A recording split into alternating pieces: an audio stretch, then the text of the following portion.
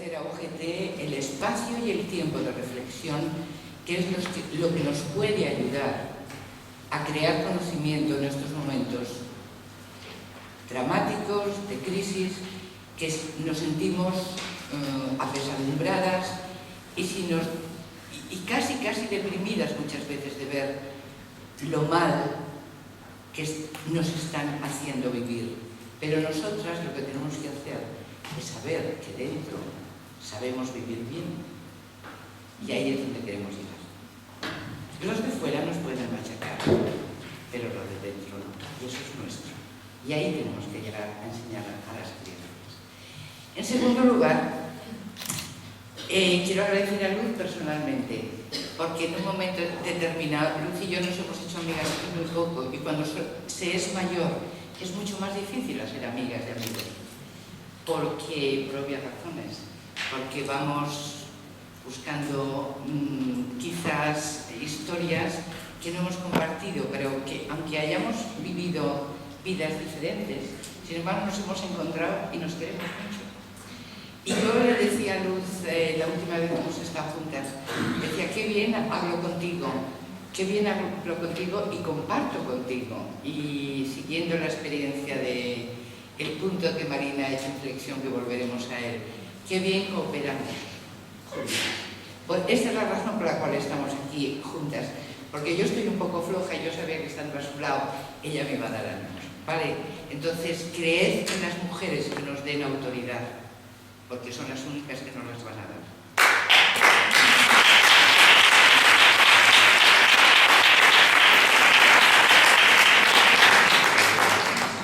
Y en tercer lugar, deciros que hoy el hecho de este espacio y este tiempo de reflexión nos va a permitir abrir una página nueva del libro de nuestras vidas, de todas y de todos, por el hecho de estar juntas. Se van a crear vínculos, vamos a crear relaciones y nos vamos a fortalecer sobre todo nuestro interior. Estos son mis tres agradecimientos y que gracias a todas y a todos. Y ahora me voy a centrar sobre todo en, si no tanto en la construcción de las identidades, perdonad que hago un poco de striptease, pero me parece que hay mucho calor aquí. En hablar de la construcción de las identidades de género.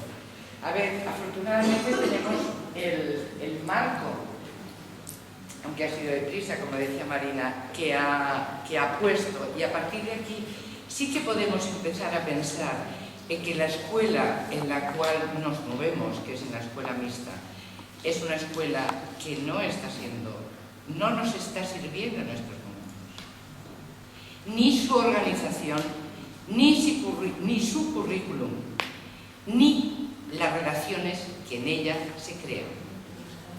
Con lo cual tenemos que repensar la escuela. Repensar la escuela quiere decir, no podemos pasar de la A al 0 o de la A a la Z, como suelen hacer la mayoría de políticos, y digo políticos porque las mujeres somos mucho más ahorradoras, que para eso somos mujeres, de políticos que tienen que destrozar lo que hacen los demás, como decía ella también, para que su ego crezca. No podemos hacer con esto en la escuela, porque obviamente sabemos mucho de la escuela, pero también sabemos mucho de aquello que no funciona y sabemos mucho de lo que funciona. Con lo cual, lo que sí que tenemos que hacer es una buena criba de todas aquellas historias que sabemos, personales, que todas tenemos. Sabemos cuando salimos de un aula, si salimos felices, si salimos tristes, si salimos hasta las narices, o si decimos, me confundí de profesión un día. Pero como lo bueno que sabemos hacer, sabemos que lo sabemos hacer muy bien, ir poniendo nuestro grupito de buenas prácticas y aquellos momentos en los cuales no nos funcionan las cosas, ver por qué no. La culpa no es de los demás siempre. Las culpas y las responsabilidades son compartidas. Y no vale que los niños ahora o las niñas no tengan intereses. Si no tienen intereses, por algo será. Por algo será, me pregunto. Entonces, a lo mejor aquí la pregunta que tenemos que hacernos es ¿Qué nos pasa? Que no nos entendemos y tenemos que estar unas horas juntos y tenemos que construir y que vivir juntos y juntas. Con lo cual vamos a ver si llegamos a acuerdos que a ellos y a ellas les motive estar con vosotras y con vosotros y a vosotras y vosotros os motive el hecho de poderlos enseñar y querer, porque una cosa va con otra. No se puede enseñar a quien odias, más que a través de la violencia. Y aquí entramos en el primer punto del objetivo de estas jornadas. ¿Por qué es tan importante descubrir espacios de violencia? ¿Por qué lo han puesto como objetivo uno en estas jornadas? Porque han querido centrar el tema de la educación y género o de la coeducación en lo que son relaciones. También con el conocimiento, cuidado, pero en este caso, las relaciones de violencia muchas veces pasan desapercibidas por delante de nuestros ojos. Simplemente, de nuevo, porque las hemos normalizado. Y el que se llamen hijos de puta, o se llamen maricones, o se llamen lo que sea, tiene importancia, y mucha. Les estamos permitiendo insultos que naturalizan como expresiones normales. ¿Estamos haciendo lo mismo? No. Simplemente y aparentemente les estamos dejando que se manifiesten con un lenguaje vulgar, que donde les va a llevar, si van al diccionario, es encontrarse con lo que quiere decir puta, hijo de puta, etc. Siempre lenguajes sexistas, agresivos y violentos.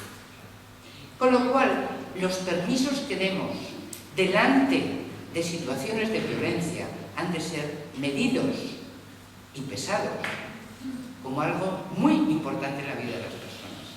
Pensad que si no les enseñamos a descubrir una situación que puede llegar a ser violenta, puede ser que algunas chicas y algunos chicos pasen por la violación o pasen por agresiones.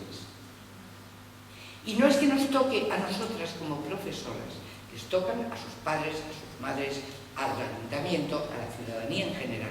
Pero nosotras no estamos eximidas de esto, porque les estamos educando. Con lo cual, punto número 1, ¿cómo descubrir y para qué descubrir y cómo se manifiesta la violencia en las escuelas? Que es el objetivo 1. Y aparentemente no hay violencia. Si entramos en cualquier escuela ahora y preguntamos, ¿hay manifestaciones violentas? Yo estoy segura que el 99,9 nos diría lo normal, que os recuerda siempre al borracho que va al psiquiatra o que va al hepatólogo. Dice, ¿qué bebe usted? Lo normal. Un carajillo por la mañana, un vaso, media botella de vino a la hora de comer, 2 whiskies por la tarde y 3 copas por la noche. Pues lo normal. Entonces, cuidado con lo que hemos normalizado. Cuidado con aquellas situaciones que pueden ser de exclusión. Y ahora entramos ya cuando sabemos que en la escuela se da violencia estructural, pero se da violencia relacional continua y constantemente. Así que os paréis a observar 10 minutos, un aula, un patio, un pasillo, unas entradas y salidas de aula, que vea cualquier espacio escolar está lleno de microviolencias y a veces de macroviolencias. Observar el lenguaje verbal. ¿Qué se dice? El lenguaje escrito. ¿Qué escriben? ¿Cómo lo escriben? No os pensáis que es una violencia cuando os dan un escrito que es ilegible. ¿No sentís agresión ante algo que no podéis leer y que os tenéis que pasar media hora, dale que te pego? No os dan valor, o no nos dan valor, perdón, que yo acabo de dejar la escuela antes de ayer. Y si no se lo reclamamos, no nos lo darán. Es decir, de cómo nos situamos en el mundo, a su lado, queriéndolos, facilitándoles instrumentos que les ayuden a crecer, a reflexionar, a ser conscientes que su irresponsabilidad recae sobre la vida y sobre el tiempo de otros y de otras. Si esto se lo permitimos, estamos malcriando, maleducando y malformando y maleducando a los chicos que son los que peor escriben normalmente. Pero no me quiero meter con los chicos en este aspecto, simplemente porque les permitimos más. Porque con tal de que se concentren un rato, ya estamos contentos. Porque si no, están dando la lata. Su reafirmación en su identidad de género masculino pasa por ser protagonistas. Y si no levantan la voz, y si no arman ruido, y si no dan ellos las primeras explicaciones, y si no entregan el papel lo primero, y demás, su masculinidad padece.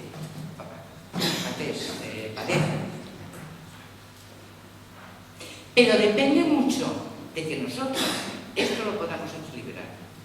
Y lo podamos equilibrar, y estaba pensando en ti cuando le has comentado a Marina el problema que tenemos ahora.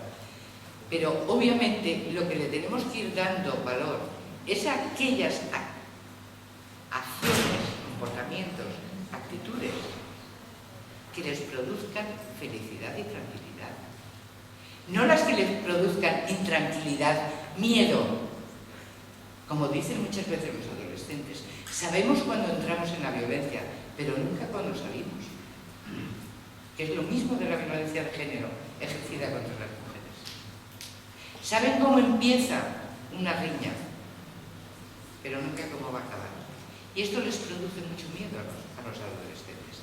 De ahí que para que su masculinidad no sufra, se ponen en situaciones de riesgo, y como vuelvo a Marina, de ahí las estadísticas que hay de tantas muertes en adolescentes, porque tienen que demostrar su masculinidad continuamente al resto de hombres, sobre todo, porque nosotras no somos personajes significativos en sus vidas. Somos personajes a los cuales nos usan, casi siempre para sus fines.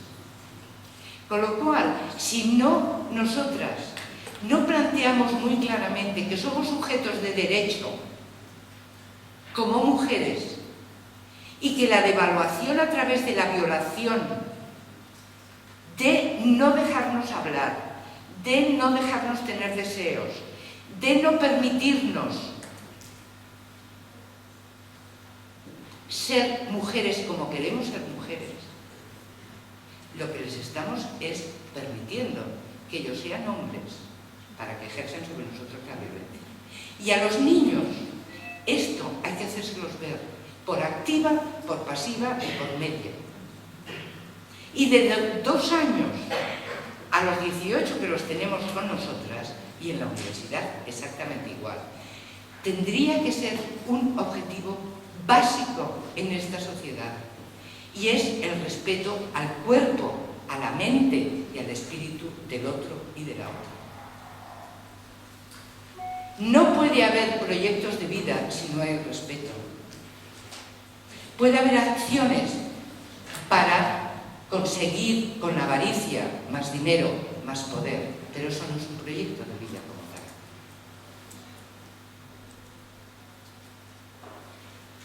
Por lo tanto, si tenemos que enseñarles a saber cómo se manifiestan las relaciones de violencia, enseñarles qué hacer en las situaciones de violencia, lo que tenemos que hacer es, o bien nosotras, como profesoras y profesores, hacerlo primero y hacerlo realmente en intensidad, porque de ahí puede depender la vida de muchas personas. Y ya no hablo solo de la vida física, sino de la vida emocional de muchas personas que se han quedado o nos hemos quedado traumatizadas por culpa de la violencia.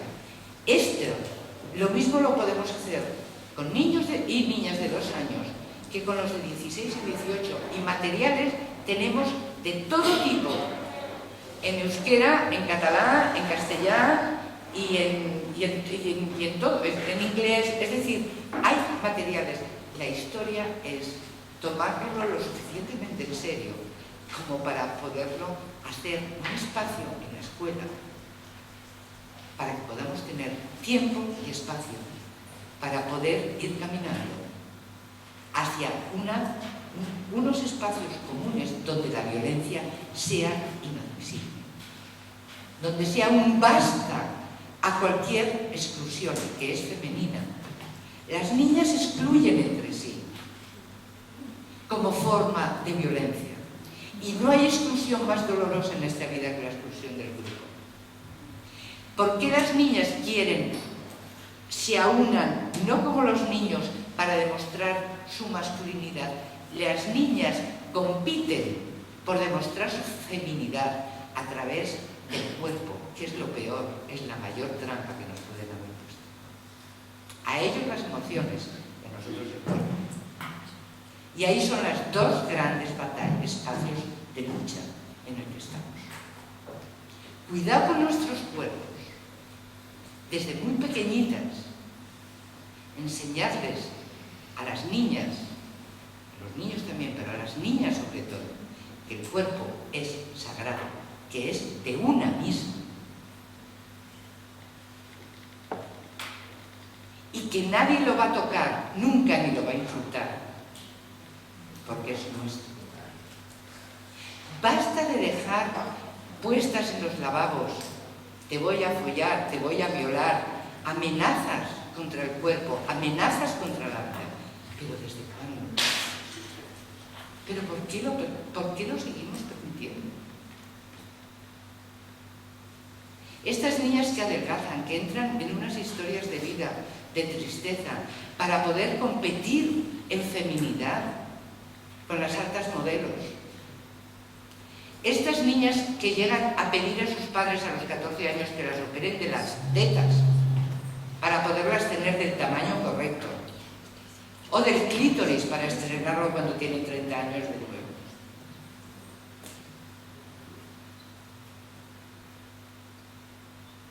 ¿Qué identidades de género estamos permitiendo? Yo, desde luego, os digo, el conocimiento es la mayor de las satisfacciones que me ha dado la vida. El querer saber, el querer aprender para saber vivir mejor. Pero o paramos y pensamos que el conocimiento de los niños y las niñas pequeñas no puede ser una escuela de secundaria puesta en primaria con pupitres más chicos, lavabos más chicos y cubiertos más pequeños y espacios más pequeños. No, no y no. Las escuelas Fresol son lo mismo, casi, que una escuela de primaria o de secundaria, solo que todo en pequeño. Cuando niñas y niños necesitan procesos lentos, lentísimos. ¿Y qué ejemplos tienen? Cuando es la naturaleza la que les da el ritmo de aprendizaje. Ver cómo las abejas liban, aprenden del esfuerzo. Ver cómo las hormigas llevan de un lado a otro las cosas. Aprenden que el esfuerzo es fundamental en la vida y si quieren comer, tienen que llevarlo. Pero lo tienen que ver en un medio que lo entienda. No solamente en lo simbólico de los cuentos, no solamente en las historias que les contamos. Tienen que tener tiempo al aire libre, para escuchar los pájaros, para ver a qué suena la lluvia, por qué la lluvia es importante, por qué no. Todo esto tenemos que revisar, pero tenemos que revisar con urgencia, porque hemos resumido los currículum y ahora esto tiene que ser de tal a tal. ¿Y por qué separar a los de 2 de los de 3, de los de 4, de los de 5? Cuando tienen muchas más cosas en común que en descomún. Cuando necesitan dormir siesta todos los días unos y otros, aunque sean una colchoneta en el suelo. Pero descansar es fundamental a mediodía. Nos pasa a las personas adultas, no les va a pasar a los pequeños. ¿Por qué todos los maestros y maestras y profes de secundaria sabemos que cuando vuelven de los patios vienen total y absolutamente fuera de sitio y nos cuesta esa hora de aula mucho más? ¿Por qué no organizamos ahí clases de relajación que vendrían muy bien? Y no quedamos la matemática que toca, o la historia que toca, o el latín que toca. ¿Pero a dónde vamos tan corriendo? ¿Para qué?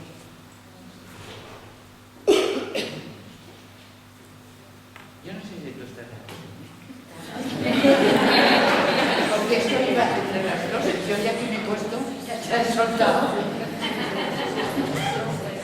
ya nos queremos zapatos. ¿Qué es lo fundamental? Todos nos queremos. Yo voy a hacer una cosa que no pensaba hacer, pero te voy a seguir preguntando a ti. Ah, pues claro. Porque me parece que, bueno, Amparo es una maestra. Yo también quiero dar las gracias de estar a tu lado, que es una maestra. Cuando se prepara una ponencia, con una estructura, un índice, un contenido, pero hay mujeres como Amparo, como Marina Subirás, que además de prepararse la ponencia, hablan desde la vida, desde la sabiduría, y Amparo es una gran mujer sabia, maestra de maestras. Y antes de empezar la mesa, y yo estoy tan contenta de estar a tu lado y de estar con Pilar, antes de empezar esta jornada, ella me explicaba que la formación del profesorado es fundamental, que al profesorado, los profesores y las profesoras aprendan con sus alumnos y sus alumnas. Y yo quiero que cuentes esto también, Amparo, me voy a saltar mi trozo de ponencia y le voy a seguir preguntando. No, yo le decía a Luz que ahora estamos, Ana que está por aquí, que ahora no la veo, Ana Carreras y yo, y con Marina, estamos haciendo algún asesoramiento en un IES de Castelldefels y en 2 escolas de primaria. El año pasado lo lancé a Bresol, de 0 a 3. Y me doy cuenta, y cada vez soy más consciente de que el gap,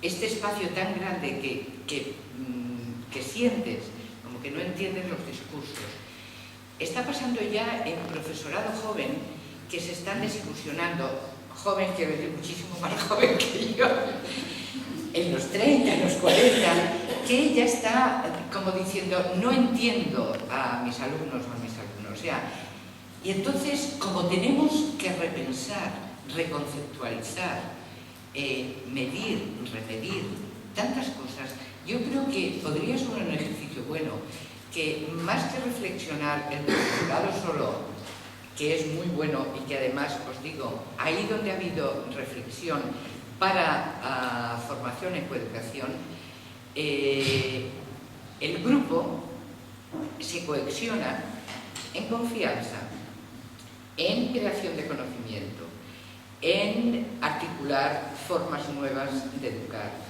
en manejar conceptos que hasta entonces les daba un poco de tal, en saber demostrar las debilidades, en tener mucha más paciencia, en las fortalezas. Es decir, el trabajo en grupo con un proyecto en el que se está de acuerdo ideológica, políticamente y económicamente, que ya descontémoslo, porque a partir de ahora serán, como habían sido siempre, voluntarios, casi todos, pues bueno, pero al menos, y hacerlo con los alumnos y con las alumnas, porque yo creo que no tenemos mucho tiempo ahora como para ir dando los pasos que habíamos pensado cuando en su momento Marina y con el grupo de la Autónoma ya nos teníamos la fase de sensibilización y la fase de cambio de prácticas.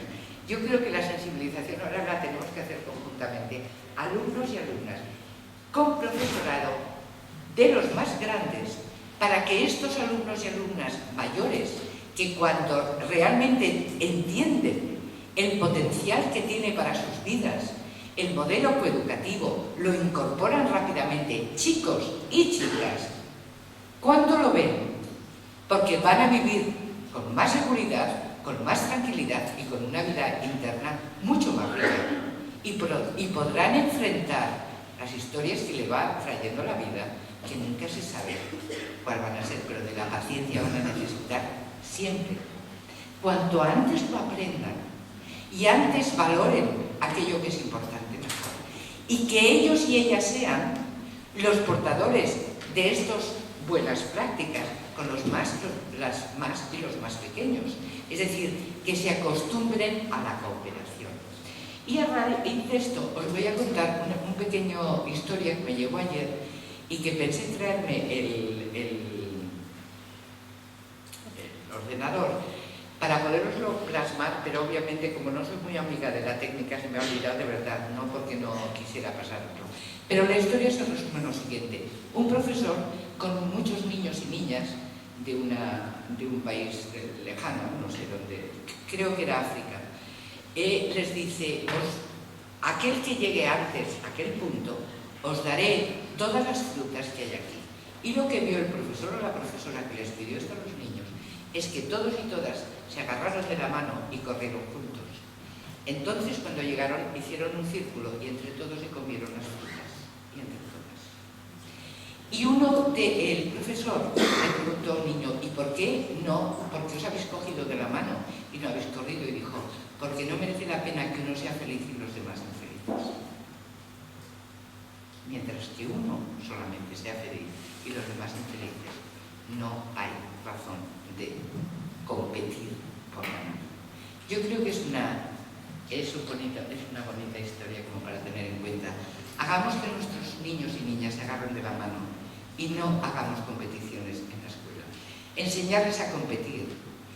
No merece la pena, a pesar de lo que decíamos con Renau ahora, hace un momento que nos gusta hablarnos del fútbol, lo hemos descubierto de grande, y es competencia, pero a lo mejor esto no lo podemos dar de licencia porque ya somos muy adultas y muy grandes.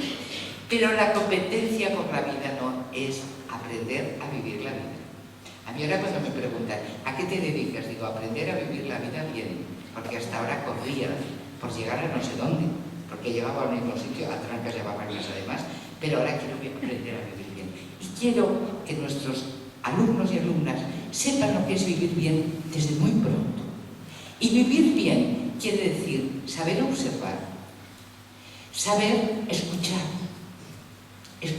detenidamente lo que dice el otro o la otra, saber estar en silencio, saber respetar los silencios, saber mirar para ver, saber escucharnos, saber dar la mano, saber ver la tristeza en los ojos de la otra persona o de las demás personas, saber dar una caricia, saber recibir una caricia, saber dar un beso y saber recibir un beso, saber dar un abrazo y saber recibir un abrazo. Las mujeres sabemos dar, y a mí me dijo una psicóloga una vez, pero no sabemos recibir. Cuidado con esto, cuidado con esto. Y las personas que hemos estado enfermas sabemos de qué hablamos. Nos cuesta mucho pedir y nos cuesta mucho recibir. Niños y niñas tienen que aprender estas cuestiones básicas. No entramos en que los niños que llegan ahora o las niñas que llegan ahora de otros países tengan que... Estos son aspectos universales. Pasa en todo el mundo. El escuchar es igual que sea suajili, que sea catalán, que sea noruego, no es igual, o polaco. Saber escuchar, queriendo escuchar lo que te está transmitiendo la otra persona. A los niños se les rompe la empatía desde el momento que son niños, porque una vez que son empáticos no podrán ya ser violentos, y una vez que no sean violentos no podrán ser hombres como Dios manda, que diría el santo Madre Iglesia o no sé quién, o Arenas, cualquiera.